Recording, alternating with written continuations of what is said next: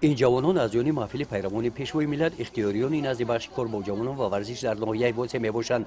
آنها پیشاوندگان کارهای تازه‌کاری محافظت حفظ محیط در ناحیه بوده. این نوبت تحت عنوان ما جوانان در کارهای تازگی محلی زیست خود سهمی ارزنده میگذاریم با جمع‌آوری پرتوها ساکنان را به کارهای تازگی محلی زیستشان دعوت نمودند.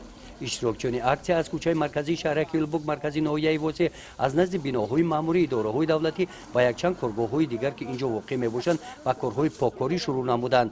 در راهرو پیاده‌گردها شفاف راههای این کوچه مرکزی پرتوها را که اساساً از ظرف‌های پلاستیکی، قوطی‌های آب‌های تشنه‌شکن، سلافن و کاغذپاره‌ها عبارت بودند، جوانان از داخل جویبار و بخینی آنها برداشته و این محیط زیبایی‌اش را برگردانیدند.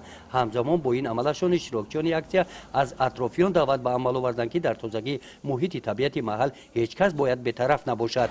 ما با برگزاری این اکسیه یعنی گفتنی هستیم که همه ساکنان شهر، همه ساکنان محله ها باید برای تازگی محل خود سهم ارزنده خود را گذارند.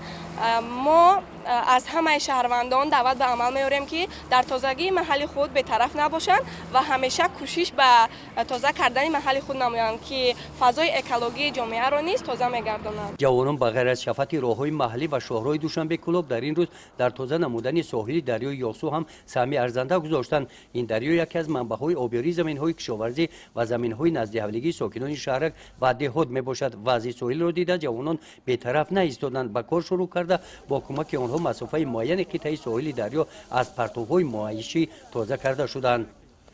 ما سهمی خود را در تازگی محل گذاشته، شما هم با ما همراه باشید.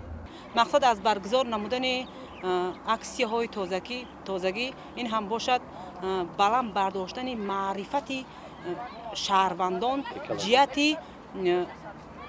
نگاه داشتن تازگی محلی زیست و خود را در این تازگی محلی زیست به طرف نگذاشتن است و از این فرصت مناسب استفاده بوده از شهروندان جمهوری تاجیکستان از جمله ناحیه واسط دعوت به عمل میارم که بهر نگاه داشتن سیاتی مردم و تازه آزاده نگاه داشتن محل خش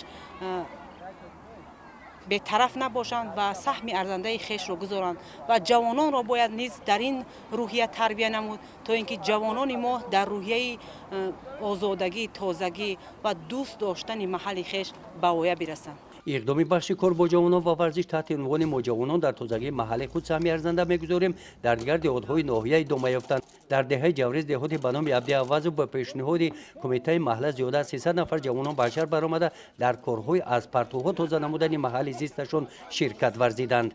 ما جوانان سیاست پیشگرفته اساسگذار صلح و عدالت ملی پیشوای ملت محترم امامعلی رحمان را تذکیر می‌نماییم و در دهه خود برای آبادی دهه همه کسا سعی کوشش نموده امروز به شنبگی دست جمعانه برآمدیم و ما جوانان همیشه در آبادی وطن و جمعیت سهم ارزنده خود را میگذاریم. در دوره همین چهارمینی در دهه جوریز با کمک حشرچیان در شفاعت این راهی محلی که از مرکز دهه میگذارد در این روز جویبار کلان آبگذر ساختمانش آغاز یافت. مسافه این جویبار 500 متر را تشکیل داده آن طبق قاعده و معیارهای ساختمانی ساخته می شود.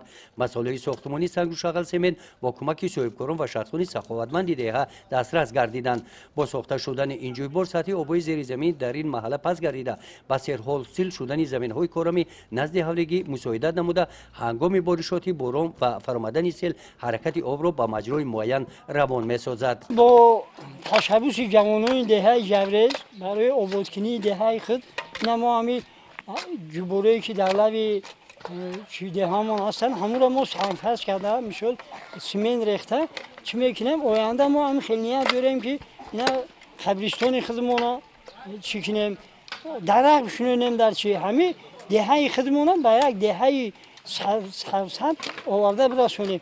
در دایره تشکیل و برگزاری چنین اکسیه ها حشرچیان مقصد دارند که با دستگیری صاحبکاران و شخصان سخاوتمند تا جشن 35 سالگی استقلال دولتی تاجیکستان در سمت کارهای آبادانی و قبلیزار نمودن محل زیستشان سهمی ارزنده گذارند. گزارش خواجه نظریف خدای نظر زهروف از ناحیه واسه برای برنامه اطلاعاتی نوید.